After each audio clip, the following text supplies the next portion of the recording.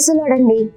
బాగున్నారు కదా? దేవుని మాటల కొరకు ఎదురు చూస్తున్నారా? ఉదయకాల సమయంలో దేవుని మాటల ద్వారా ప్రతిరోజు బలపరచబడుతున్నాం కదా.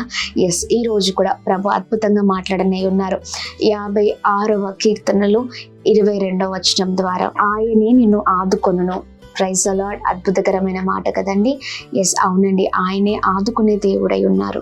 కష్టకాల సమయంలో నీవు భయంకరమైన పోరాటాల మధ్యలో ఉన్నా, ఎలాంటి పరిస్థితిలో ఉన్నా, ఇదిగో ప్రభు ఆదుకుని నిన్ను గొప్ప చేయబోతున్నారు. అయితే నీవు చేయాల్సింది ఏంటంటే నీ భారమంతా ప్రభు చేతులకు అప్పగిస్తే ఆయనే అన్నిట్లో ఆదుకొని అద్భుతంగా నడిపించే దేవుడై ఉన్నారు. మనుషులపైన ఆధారపడుతున్నావా?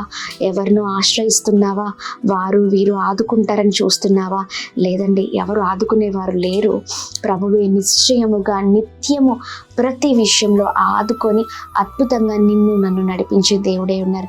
అందుకే నీ ఉదయకాల సమయంలో ఈ వాగ్దానాన్ని పట్టుకొని బలంగా ముందుకు సాగండి. ప్రభు కృప అందరికీ తోడే ఉండును గాక. ఆమేన్.